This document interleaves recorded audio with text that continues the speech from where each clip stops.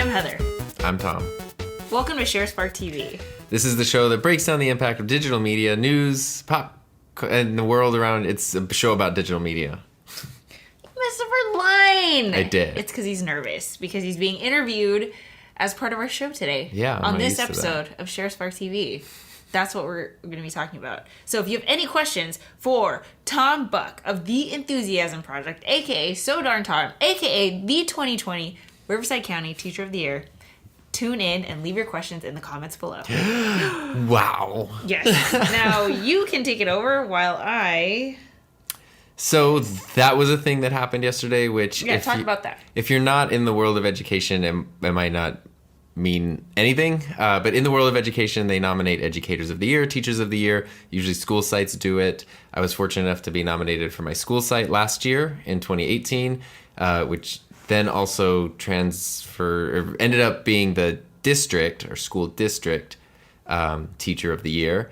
And then through an interview process, it was this completely insane interview process that led to Riverside County Teacher of the Year. So out of 20,000 teachers in the county, there are 4 who are selected as Teacher of the Year to represent the county, do a whole bunch of official duties, and then also go to represent Riverside County in the state of California for 2020. And I believe the state of California does 6 Teachers of the Year, and I looked it up today, and there are roughly 300,000 teachers in the state of California.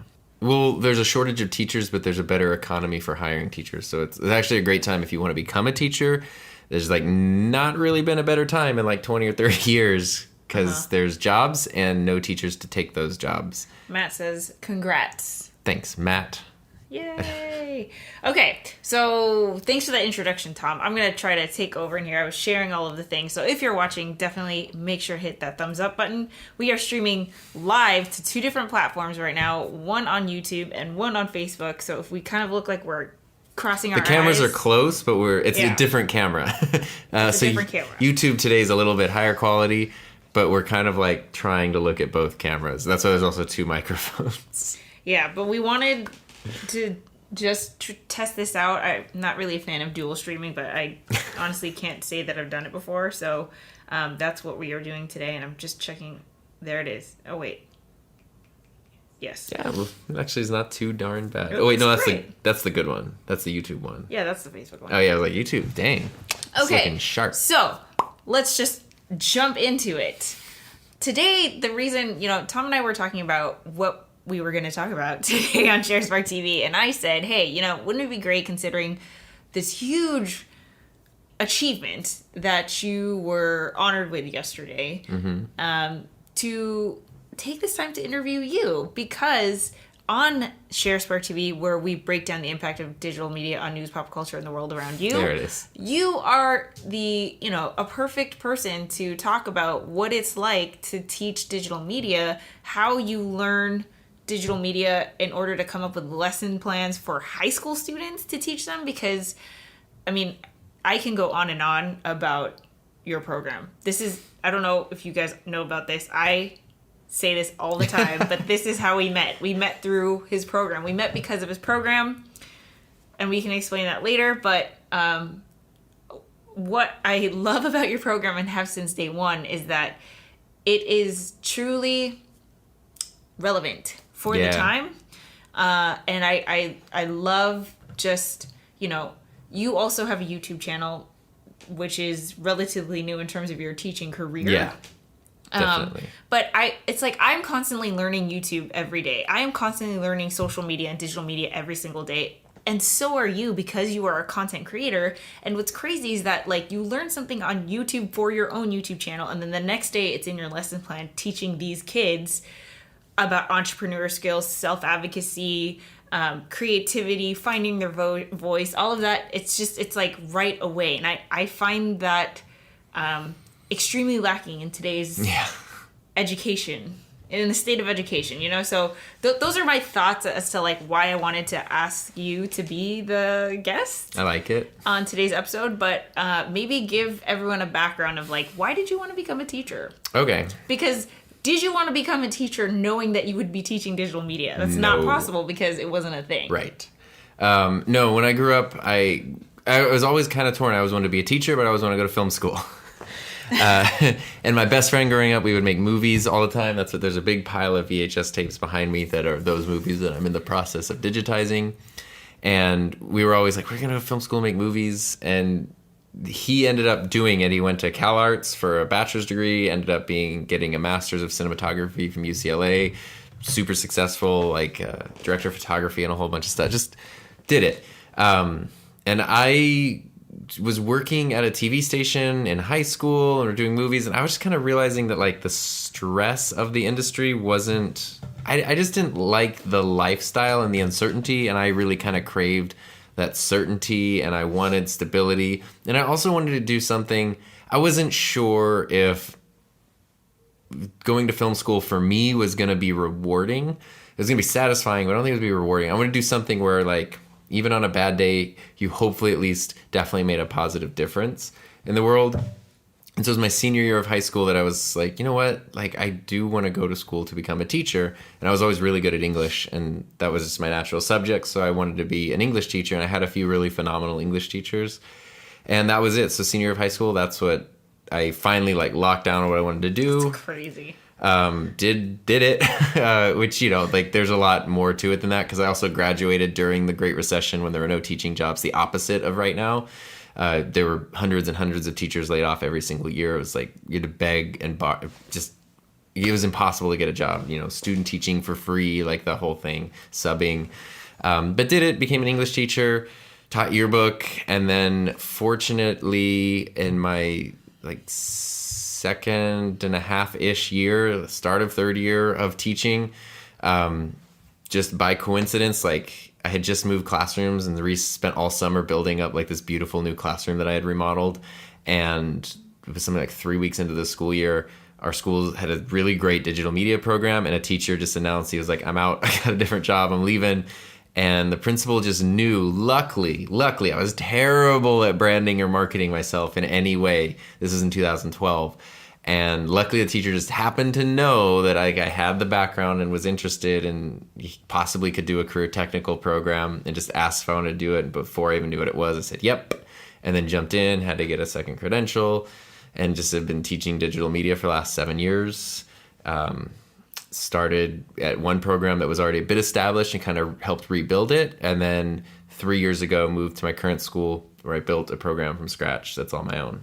Okay, I have 1,000 questions, but just to catch everybody up, in terms of, you know, if you're not familiar with the world of education, I consider myself a little bit more aware because I used to work at a school, and obviously, you know, being with you, but a teacher goes...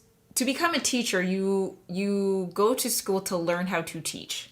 Yeah, you get a degree. And you can, if you're teaching elementary school, your degree can be in any subject, your bachelor's degree. If you're teaching high school, it should be in your content area.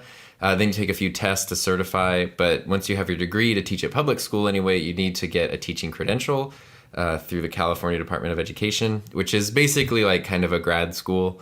But it's teaching like how to teach, like specifically pedagogy. Yeah. Specifically. So like, here's a concept. They don't teach you the concept. No, because everyone in your credentialing program could teach any grade level, but it goes into everything from like psychological development of students. You know, you go into the whole world of disabilities and special needs, and then you go into just all of those. You go into the education, the ed code, and the world of what you can and can't do in education, because it's not always logical or sensical. So now let's also, if you're just tuning in, hi Amir, he says great ask. We're also streaming on YouTube. So Idoji Kyakin on YouTube says congratulations, Tom. Thank you. And so does Red Founder. But Thank you. Sorry, I wasn't there to congratulate for you personally in class. You were sorely missed. Okay, so now we know how to get from, you know, how to be a teacher. To become a teacher, yes. But your program specifically is unique because once you get your teaching credential, you can teach the general subjects, I'm going to call them, like math, English, science, history. Well, yeah. So I'm going to speak to high school and secondary school because that's what I know. So like I have an English degree, and then you get your credential, your single subject credential to teach that subject area. So for me, that was English. You can take some tests if you wanted to, like, well, maybe I want to teach a history class. The tests are kind of hard, and it's a little uncommon for people to do that, but you can. But what happened to me was the teacher who left the media program had an English degree because he was doing like sort of a journalism thing, which falls under English. And I had an English credential, and so the principal just moved me in. Oh, so it kind of And then worked. The school district looked at it and was like, oh, no. That was old. Like, he's been teaching that for like 10 years. This is a career tech program now. This new guy needs a career tech credential, which I didn't have. And so I had to immediately, without really planning it, re-enroll in another credential program and get a career technical education credential for arts, media, and entertainment. So for those of us who don't know what a career technical, and I promise this will all tie together. It does. But the thing is, like, Algebra 1 doesn't change very often. Right. Which AP Lit does not change very often. U.S. History doesn't change very often. But digital media changes every day. I'll try to give you. I can't help but contextualize. So I'm sorry if the answers are long-winded, but right. So a career technical education, it's kind of like in the old days it used to be called voc tech, like vocational ed, where it was sort of the thing. It was kind of looked down on, where it was like the kids who can't do anything, just put them in wood shop or whatever. But as that was phased out over the like late 90s, early 2000s, and it was just more focused on like tests and academics, people kind of realized, oh my gosh, hands-on experience has value. Right. What? And then career technical education was kind of the resurgence of that, but with the idea that it's not just for like the discipline problems, but it's for people who want to develop specific skills. Which might go directly into the workforce, but can also go to college. It's essentially like, it's sort of like it was the low thing, and then it kind of went and became like the thing to really help prepare students. And so there's career tech programs and everything from like, I do digital media, arts, media, entertainment is my industry, but there's medicine, there's business, there's education, there's computer science, there's engineering, like every industry you can do career tech ed, and you have to be credentialed in that industry. But here's the cool part. To be a CTE teacher, even though I had a degree and all that stuff beforehand, you actually don't even need a bachelor's degree because you need industry experience. So, for example, I have a friend who was a paramedic for a lot of years and was tired of being a paramedic because it's a rough job. And because he had all that experience, even though he didn't have a degree, went and got his CTE credential because your career experience is your education for CTE. Exactly. And so he got the credential to go like, you have this experience, here's how you teach that stuff, and then became a health academy teacher. Because the way that you teach your program, there isn't a standardized, like, if you're going to teach Algebra 2, these are the chapters that you go through, or these are the books that like sophomores learn and stuff like that. There could be. When I took over, so here's kind of the cool story. This is where it gets neat. When I took over my old digital media program, was these weird journalism classes. Okay. And literally kids were writing like these articles. We had an app. We were the first high school in the country to have its own app. What? And the app was just these like really kind of dumb stories. And I'm saying this because all the students agree. Where kids would literally come to me. Finally, the breaking point was one day these kids were like, Mr. Buck, we can't make any progress on our story. And I was like, okay, it was still some stuff that had been like assigned before I got there. And I was like, okay, what story are you working on? They're like, it's about like the pothole repair in downtown. And I was like, okay. And they were like, yeah, we called like the city, we called transportation, like no one can answer why these potholes aren't being fixed and we don't know what to do. And I was like, do you want to work on this story? And they were like, no. And I was like, do you think anyone wants to read this story? And they were like, probably not. And I was like, I don't think so either. Like, we should do something else. And then what I realized what kids were doing is they were trying to check out a couple of cameras that the program had to do their like pothole repair stories. And then they would take these cameras and they go make films on the weekend just on their own, like guerrilla filmmaking stuff. And I was like, you guys are taking out cameras to do what you want to do in secret, and we're doing all the stuff that none of us want to do, including me during class. Homework and I was like, let's see if we can flip that a little bit. And so we kind of rewrote the courses to be more media production. And, the original courses from like the early 90s, late 80s or something. So we rewrote them as digital media production. And then they went through several revisions over the years. But that's basically what I teach now. And the cool part is, since I wrote the courses, when you teach English, you're like, here is your textbook, and it's the textbook that everyone uses. And of course, teachers put their own spin on it because they're usually pretty smart and want to make it relevant and engaging. Yeah. But you're still kind of tethered to this text. Whereas I specifically didn't even write in textbooks. Like, my course doesn't have textbooks. Right. Because how could you?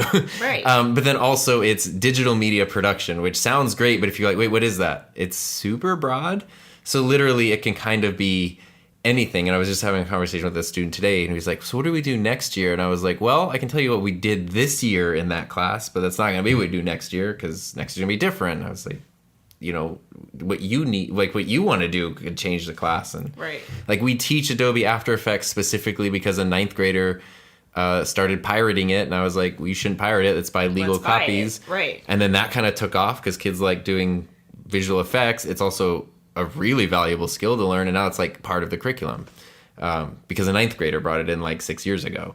And that's cool. Like, your math class usually doesn't change because a ninth grader decides, like, unless they discover a new formula or something. Yeah, and it's crazy because, I mean, there's so many different crazy facets to your program, and obviously a big part of that is you and being the mastermind behind the whole thing. But, you know, I like, as someone who's looking back at my career, which I don't even know how I got to this spot, you know, it's been insane. Yeah. But like, if I could have taken something like this in high school, right. which was so broad, but, you know, in a way that I could explore different things and be able to say, I don't like that. Yes. But I like this. And I like more of this. And like, you know, Mr. Buck, if I want to explore more audio production, can I go make a podcast? What is your answer to that? Yeah, that happens all the time. That's insane, because like, in high school I was an okay student, but I just felt like everything was so irrelevant, you know? And I mean, of course there's definitely, you know, the foundational GE stuff that we just have to do, but I mean, there was nothing like this. We had a media, like a broadcast thing, but it was one camera and like terrible. That's usually pretty typical. Yeah. For those kind of situations, like when I give a project, I'm usually trying to teach a specific skill. And sometimes it is very program specific. Like, I need you guys to learn how to do Photoshop basics because Photoshop is such a critical tool to use. But other times it's like, well, if you're doing branding or logo or do this thing, and if a student goes, like, for example, my sophomore's class is doing animation using Adobe Animate right now. And I have one student who really took off with Adobe Illustrator and really loves that program and has been doing some incredible work there. And he was like, Mr. Buck, instead of doing Animate, like, since I'm in the middle of this like groove on Illustrator, can I keep working on this thing over here? And my answer is yes, of course. Like, that's clearly what you're going to be focusing on. You can build in the animation skills later if you need to, but being able to be a designer using Adobe Illustrator is a really valuable, marketable skill. So I'm not going to stop you from something valuable that you're into to handicap you doing something that you don't even care about, at least not right now. In our district, is these career technical education programs like at every public school? There are CTE programs at every school, but they are not the same programs. Is every student required to take a CTE program? No, not at ours. Some schools do. It's called wall-to-wall, where every kid is in one. I'm not a fan of it, personally, just because sometimes it really isn't for people. There are some kids that, like, they just want to do their classes and, like, play a bunch of sports or something. Right. And, you know, then forcing them to be in some career program they're not interested in isn't always helpful. That's just my opinion. But every school has... I think health academies are the most common one. Almost like every school has a health academy. But now, another signature thing with your program and CTE programs in general is that it is a multi-year pathway. This is not just an elective that they take one time. Right. It's 3-year with an optional 4th year. So it officially starts sophomore year, and then they're expected to commit. We actually have a signing day, like, for athletes, where then it goes through junior and senior year. And it encompasses community service and internships and client work and, like, a whole thing. And there is a 9th grade class if students, like, coming in kind of, like, think that they're interested in it. It's kind of an exploratory course. So it's a 3 to 4 year program, which is awesome because you get to work with the same students for all these years, and the growth is ridiculous. Mm-hmm. Now, how do you balance, like, what the expectations of, like, what your school thinks that you should be teaching when it comes to digital media? Because I would think that, like, you're probably way more digitally literate and have more of a pulse in terms of the industry than anyone. Like, it's not even close. So they might have an idea of, like, based on traditional media, there's broadcast, there's journalism, there's a camera and photography and all of, you know, blogging maybe. But how do you, like, do they have any control in terms of, like, you think teaching YouTube is super relevant and they're like, well, you know. Yeah, I mean, they have control. They are the bosses. But fortunately, the program I started with at my former school, the program was such a value. That was like the district's capstone program. It was actually one of the, out of the 435 academies in the state of California, it was one of the top 7. So it was a very respected program, and its value was evident. And so luckily, our school site administration was just like, you guys do whatever you do because it's good for everybody. Because it seemed like my impression of education is that it's always late. Yes. It's like, it is. Oh, this is a skill that we kind of need right now. Yeah. Let's begin the whole process of trying to let it become curriculum. And that takes like years. Yeah. So it's, I mean, I have been in awe of your program that like I said, you can learn something today. Look at like this setup, and you could teach it to the kids tomorrow. Yeah, well, that's why I took my current job, because 4 or 5 years ago, the district I'm in now, we used to do outreach, and they kind of came over and learned about my program and really liked it. And we were kind of helping them develop the first one, and then it just sort of turned into like, they essentially said, like, we really like what you're doing. If you want to do it here, like, we just trust you to do it your way. And it was that trust. So even though they could come in and say, it has to be this way, it needs to do this, you've proven yourself. I took the job because of the trust and because of the respect.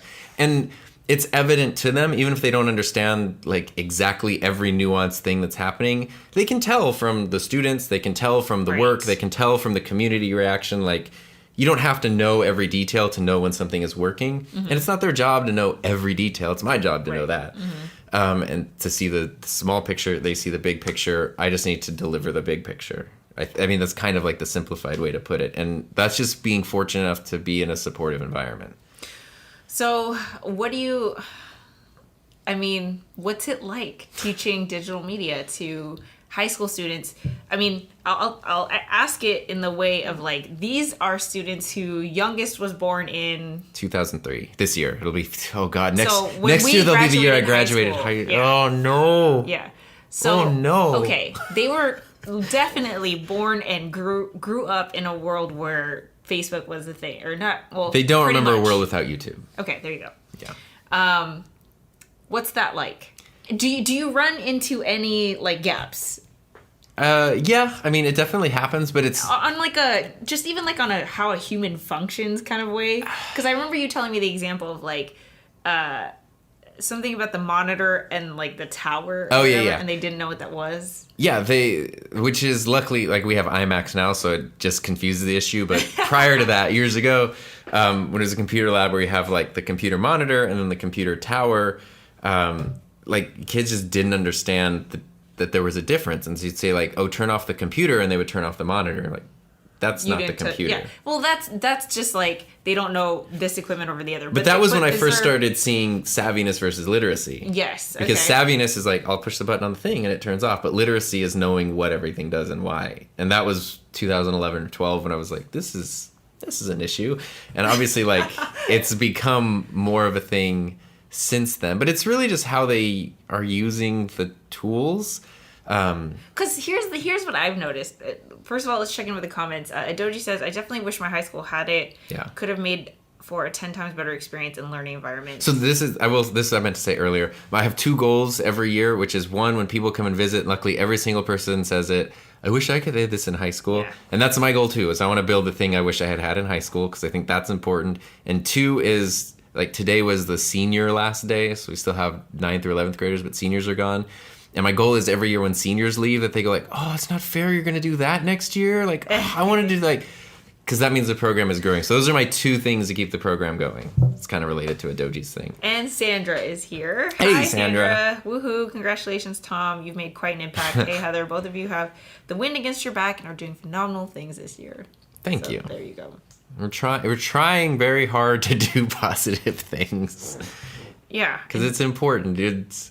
You and I both are aware that regardless of what's happening in a big picture of the world, you can really make much more of a difference in your immediate sphere of influence. And so you can sit there and yell at the internet, or you can go do something.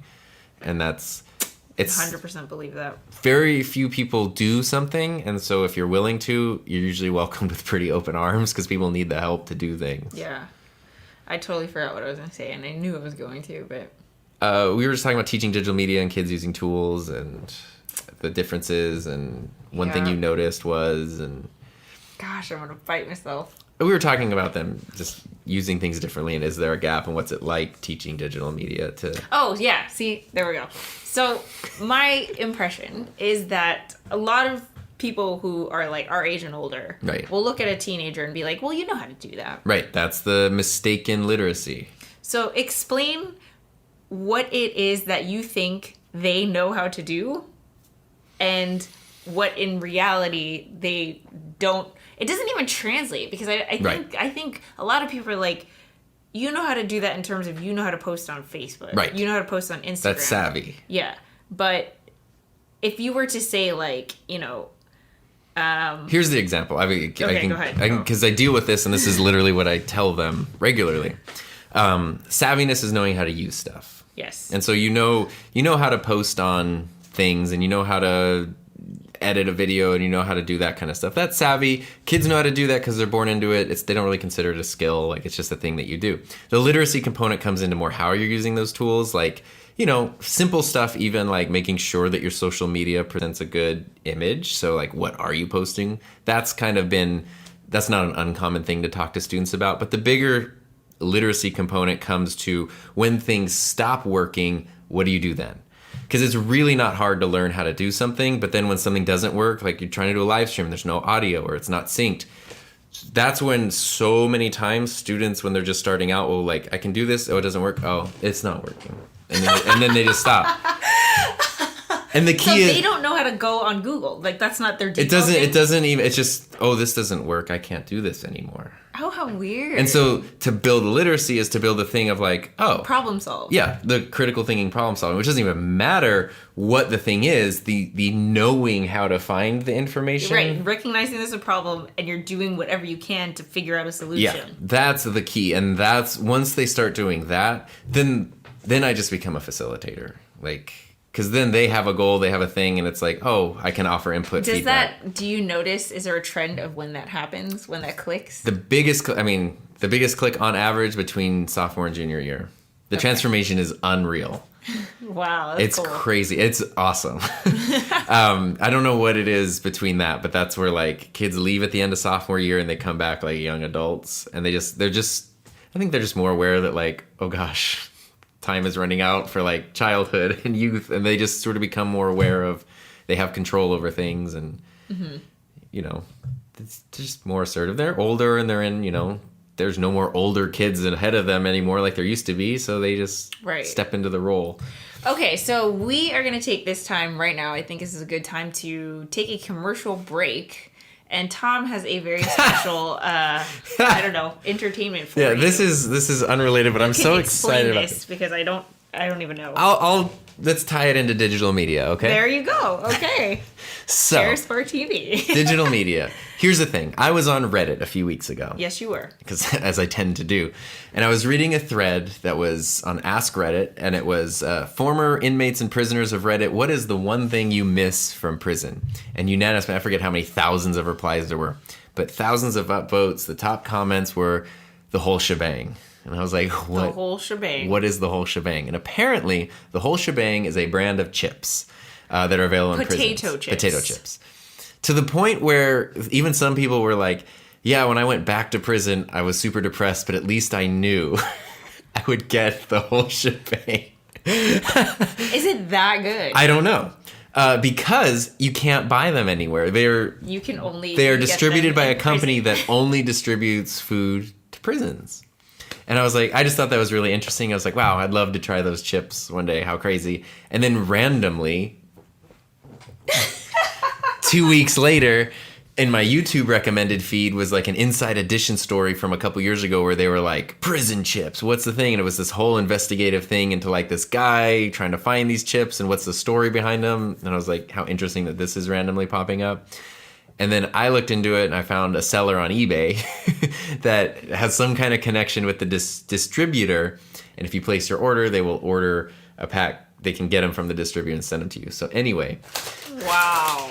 As of today, I have a few packs of the whole shebang. You guys. Here they are in all their glory. I mean, it's really like, when you think of like something that's available in prison, you don't think of like, this looks like something you would see in the store. It's like, there's a story on the back. What they were doing in the Inside Edition thing is they were taking the bag and putting in like ramen and all this stuff and making like weird soup and crunching them up. Okay. No, but we're gonna eat them pure. But let's read here. So let's read. Ingredients aren't really anything different than other chips. There's nothing really crazy. I think they're like everything flavored chips. But here we go. Sometimes going a little over the top is a good thing. In the case of the Whole Shebang family of products, it's a very good thing. The Whole Shebang potato chips, with their one-of-a-kind taste experience, were an instant hit when they first appeared on our Moon Lodge line of munchies, and they've been a snacking favorite ever since. Now, that uniquely delicious medley of flavors is a brand all its own. Take your zest threshold to the next level. Check out our full line of super seasoned, taste-tastic items, each with its own amped-up spin on the distinctively intense invention that is the Whole Shebang. So, it just says super seasoned snacks. There you go. The potato chips with the incredible flavor that started it all.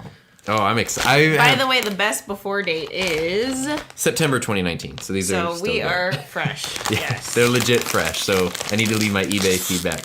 AA Run says, woo. Doji says he's going to have to ask his uncle about the chips. Uh-oh. And Derek Snyder says, hello, how's everyone doing? Hi, Derek. So if you're just tuning in, whether you're on Facebook or you're on YouTube, we are trying these potato chips that are only available in prisons. So they smell just kind of like potato chips, but there's an extra little something in there. You have a more sensitive sense of smell than I do. There is something. It just smells like potato chips, but there's like an extra. There's like a barbecue-y, spicy kick. Yeah. Okay, I've been looking forward to this all day. I bet you can't eat the whole shebang. Okay, wait, we're doing this ASMR mukbang style. Here we go. Sorry. Tom closes his mouth. He doesn't know how to do it. Are these the best chips you've ever had? I need to eat several more. They kind of almost taste like Pringles in a weird way.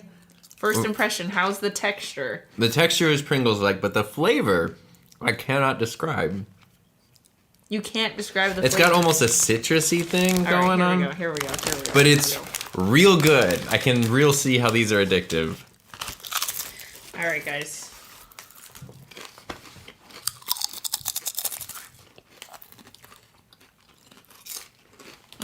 Barbecue. There's barbecue. There's like a lime or something. There's a lime. Citrus, yeah. They're real satisfying. Salty. Lime. We said that already.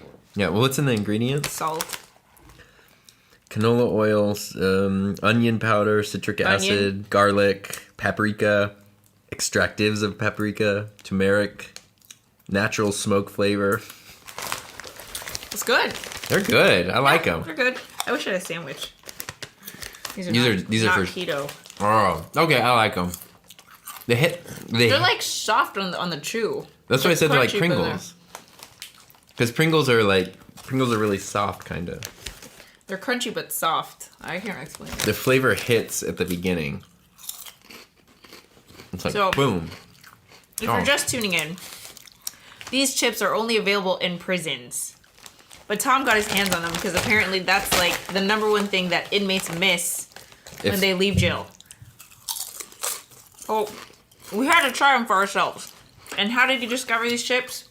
On Reddit, which is a digital media platform. Tying it back to ShareSpark TV. There we go. This is having an impact on the world around me. Oh, wow. Those are really good. Yeah. Okay. No. Yeah. I got a 6-pack of chips now. Suarez says, yes, ASMR. Yep. There's our YouTube audience. I'm gonna bring a bag of these for one of my classes tomorrow. They gotta get in there, you know. All right. These are good. These would be great on a sandwich. Heather, have you listened to the podcast Blackout? I've not. Well, actually, since we've got YouTube on here, and we haven't gone live on YouTube in a long time. I haven't uploaded on this channel in 2 months. But we want to bring back ShareSpark TV. Well, we have been doing ShareSpark TV, but we've been doing it on Facebook, and I'm not really sure how I feel about it yet. There's no significant growth or anything. I should be looking at Facebook since there they are. But we want to bring it back to YouTube, so we were thinking, like... These are so good. This dual setup, does this work? Do you have any feedback? We want to just keep talking about digital media commentary and news and stuff. But we want to make it in a way where we are not going insane, because the way that we used to do it was we would stream on Facebook, right? First. We would do 2 back-to-back streams. Yeah. So they were like an hour long each. And it just was, I mean, by the time we signed off, we were just fried. Because it was after like a work day and the whole thing. So that was really tough. What we've been doing on Facebook is really fun. Like, because Heather went to Social Media Marketing World in March. Yeah. And they talked about Facebook video really likes things under 20 minutes. And so we're like, well, let's do ShareSpark as like a really short 20-minute thing. And that's been really fun. This has been going way longer, 20 minutes, but that's cool. We're like at 38, but... But that has been really, really fun, and it's been fun and not work. And I like that because I think it makes the show better. But also another problem that we used to run into was we would kind of talk about the same things. It just was weird. So I don't know. If you have any feedback, since you guys are tuned in, we'd love to hear it. Wow. But if you're just tuning in also, Tom had the honor of being recognized as one of our county's Teachers of the Year. There are 4 out of 20,000. And he was surprised yesterday, but it has been a whole year-long process. Honestly, it's been a career-long process to have built the program, to get the kids to actually go through the thing, come back, have results, like the tweaking and the research and all of this. Like, it's a whole... there's a lot of time, effort, and energy that went into... Yeah. But I'm so excited that not only are you getting this recognition, because I think it's well deserved, but also shining light on your freaking program that is so important. Like, honestly, guys, you're on YouTube. You if you're watching this live stream, you're a fan of YouTube. And the fact that it is not, this kind of education on digital media is not available to every student, like, freaks me the heck out. I just feel like, how could you not, like, how is the answer just abstinence? Or nothing, you know what I mean? Or like, you know what I mean? Like, there's no regulation, or there's like complete abstinence. I don't know. Yeah. How do you feel about that? How do you feel about like students who don't go through your program, like even on a basic level? I mean, it's tough because I think they're at a disadvantage because their savviness with technology gets mistaken for literacy, and people just assume they know what they're doing, and then they don't, and it's not even their fault, and they can be kind of good at some things, but they don't have the advantage of like really understanding it. And they're also thrown into situations where people who are older than them look at them and go like, oh, you know what you're doing. And they don't. And it's not even their fault. It's like literally no one taught them. And they might not even know what they don't know. Exactly, because they, like, how do you know what they know what they're doing if you don't know yourself? Right. Oh my God. These are good. Sorry. You have tears in your eyes. These are so good. Hidoji says I'd go back to high school just to be in the program. Me too, dude. Straight up. Yeah, it's fun. I mean, it's a so lot of work, cool. But it's fun, and it's great now that this program specifically has been around for several years, because it's starting to build that, like, there's a community and a culture there that has to take time to develop, and that's very cool. Sean Fitzgerald says, congrats, and then also, is that a DSLR emoji shirt? Oh yeah, it is. It's a Canon shirt. Heather got it for me at VidCon last year, and I like to wear it because it's relevant to school, and it gives me an excuse to wear a t-shirt to school. Yeah. Because when I started teaching my first 4 years, I wore shirt and tie every day in the desert. Just miserable. You look sharp, but Sandra said, is it okay to put the article Yeah, out? that's totally fine. Yeah. So it was crazy because when the principal of his school contacted me on Monday and was like, Tom got it. It was But don't tell him. It was this crazy evaluation interview process. That Okay, so real quick.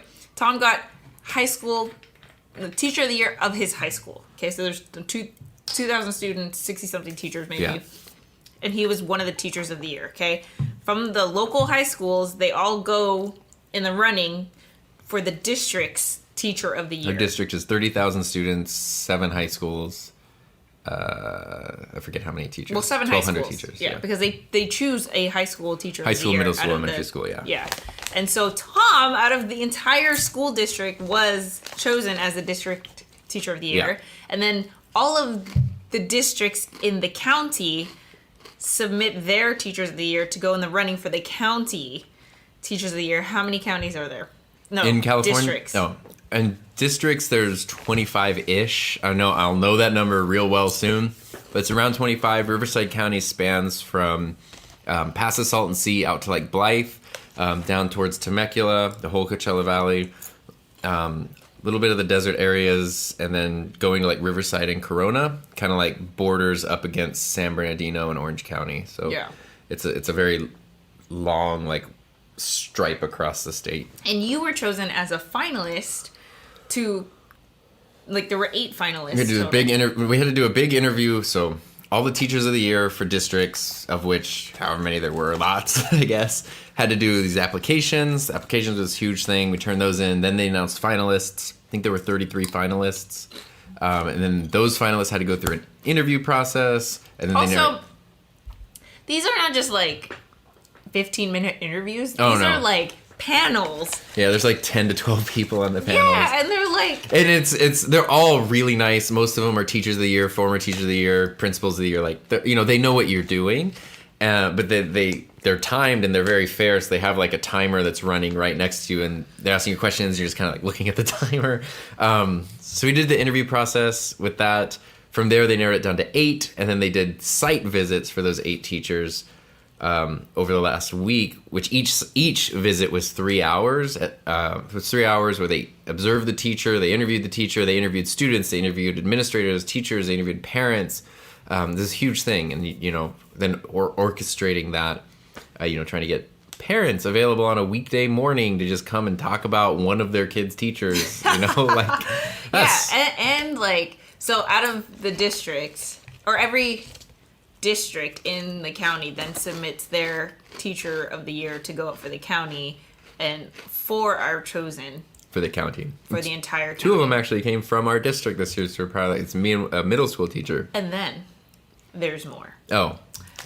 Then the county teachers of the year are now in the running to go for California State teacher of the year, and then obviously from there, The universe. the United States teacher of the year, which I saw that our president is thinking about getting rid of, which makes me really annoyed. Oh. But that's okay. I'm not in a position to make political comments. But I mean, the fact that it's getting this recognition is just like I'm so excited, proud of you, Oh. so excited for like. Well, I get to do cool stuff now this year. And it adds cred to your program, Yeah. like within the school. I hope it. It's good for our city. It's good for our school. It's good for my program, obviously. It's good for me. It's good for a lot of people. And I'm excited because over the next year, I'll get to spend a lot of time. One thing I never get to do is really see other teachers. And I'll get to see so many other teachers over the next year. So let me tell you the flip side, right? Yeah. Tom, it's like his job is so hard, okay? He leaves home at 6, so gets up at 5 to like get ready, breakfast, the whole thing, and doesn't come home till about 3. Between 3 and and sometimes later if it's a weird day. And like before we met, would never take a lunch, would have the students eat lunch in his classroom, so he just never had a break.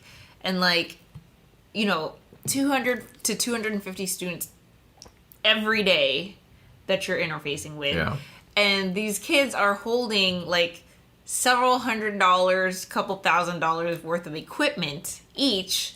Then like you're evaluating all of their work, you're teaching them all of these things. Like you're it's just so jam-packed. Plus, I have experience with this because you're digital media, because you're photo, your video, you capture the memories. It's very easy for little side projects to just be dumped into your lap because you make it look so easy to capture these memories. And that was kind of my position at the school I worked at. But it was just like, can't you go to this event? Can you go to this sport thing? Can you go to this, award ceremony or this performance or whatever? And it's like, not only do you have your full-time job, but there's all these other pieces. So anyway, I want to say that I think you're incredible for being able to balance all of it. I hope you know that your effort is recognized and appreciated. I feel like it very much.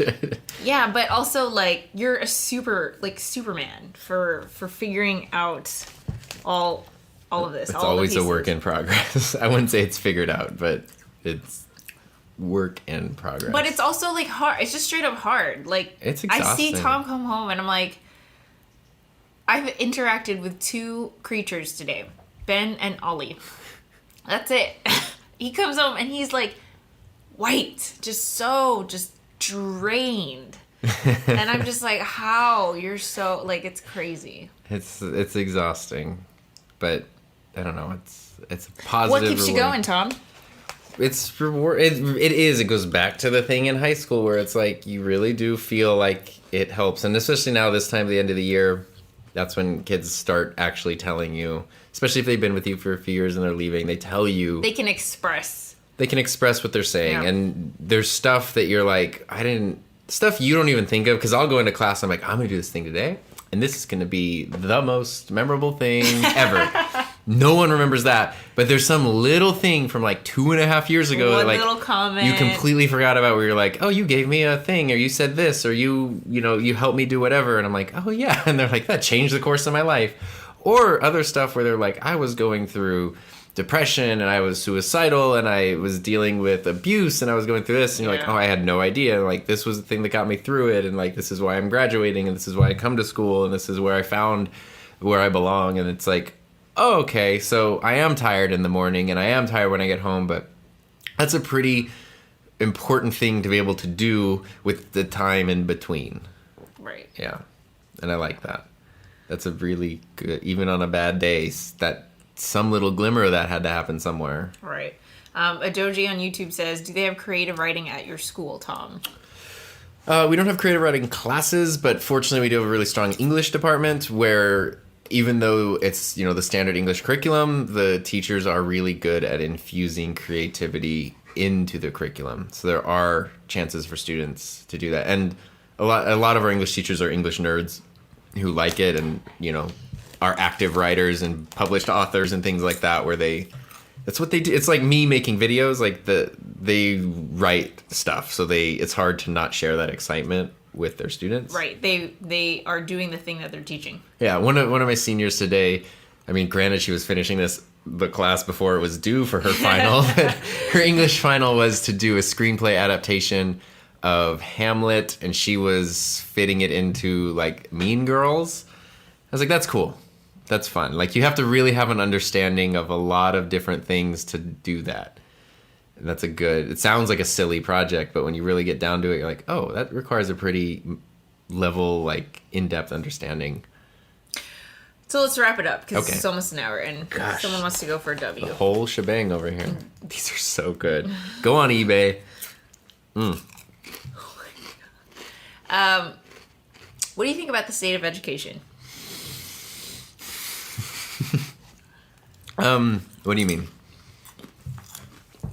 If you had it your way and you were the, whoever the highest person is in terms of like the board of education of the entire United States. The emperor of education. For high school students. Right. How would you kind of grade or evaluate our current education system, and would you change anything? I'd have to give it 2 grades. Okay. I would grade the system pretty low because I think that it's broken in so many ways. I don't think I'm the first person to say that. An example. I mean, class sizes. Okay. Yeah. I have classes of 46. Like, how do you provide individual instruction to that? You don't. Okay. You just don't. So that kind of stuff is really, really difficult. Standardized testing. I don't know if I should be saying these things, but standardized,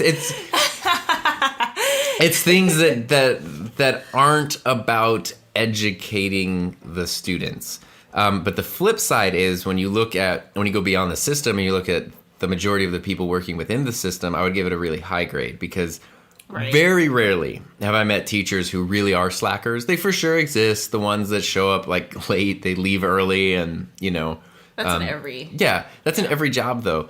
The majority of teachers I know and I've worked with want to be there. Are really, really giving it their all, and they do voluntary Saturday schools just so their kids have a place to go, and they really go above and beyond. They put a lot of their own money and energy into their curriculum and into their classes. And I think it takes a certain person to be like, yeah, I want to be a teacher. I want to be trained to be a teacher. They know what they're getting into. Virtually every teacher I've known has been very student-centered, where it's, you do need to teach their curriculum, but you need to understand like who you're teaching it to. Yeah. And that is so strong. And I think that hopefully there can be more of a bridge built between those two things, where the system focuses more on the students rather than trying to get the students to fit into the system. A lot of people compare, like, why can't America do what they do in, like, some of the Northern European countries where there's, like, 100% literacy rate and teachers are this highly respected profession and yada, yada. And there's a lot to be learned there, but, like, also the population of our county is some of those countries. Like, it's hard to deal with such a diverse, massive population that you're also trying to standardize. So, our country just has different challenges than those countries do. But, I mean, the more control you can give to the teacher of their classroom and the more that they can be empowered to benefit their students, the better. Great answer. Now, for the last question, Valerie Mero says, hi, Heather, and congratulations, Tom, Teacher of the Year. That's wonderful. Yes. So the last question would be, because it's the end of May, going into June, it's graduation, we're singing the songs, we're reflecting back, all of the things, we're acknowledging progress. What is your advice to the class of 2019? What would you tell them? What would you tell the class of 2019? Because I know you were about to say work hard, be kind, have fun. You tell that to every student, specifically to this class. This specific class, you are in a position very unlike really anyone else that's ever come before you, where you are so able to be in control and empowered towards constructing the future that you want for yourself. And there are systems in place. There's college and there's careers and there's family pressures and there's all of these things that exist that can be to your benefit or to your detriment. And the best thing that you can do is, in whatever way is effective to you, look at that and see how that fits into your vision of your future. And you might not know what your future is in 20, 40 years, but think of a few years, think of 5 years, think of where you want to be, what's going to help you get there. And there's absolutely nothing wrong in 2019 with taking your own path to getting there, even if it's not a traditional path. Because if you're motivated and you're hardworking and you're dedicated to achieving whatever you're going to do, you will find a way to be successful. There are ways. There just are ways. You do not need to wait for permission. Yep. You need to make the opportunities for you to take. That was great. Good job. That's fantastic. So anyway, that is ShareSpark TV. If you are not subscribed to the Enthusiasm Project on YouTube for some reason, go check it out. I can't say enough good things with what Tom's doing on his channel right now. It's just all super cool. He knows a lot more about YouTube now than I do, so stay tuned for Zero YouTube Hero Round 2 by Tom. He's also Sodar and Tom on Instagram or Twitter. And yeah, check me out. Heather Just Create. You're obviously here on my YouTube channel. But leave us any feedback. We want to do ShareSpark TV, especially with the summer being around the corner, so we want to bring this show back. And I am coming back waiting for June to officially resurge. I appreciate all of your unending support and Aw. dealing with when I'm cranky or complaining and understanding the world in which I function and then trying to help other people understand it. I really appreciate it very, very much. No one else has ever sat through my full work schedule before. She's the only person on the entire planet who's actually been through, other than me, my entire schedule from start to finish. It's fun. I love you. I love you too.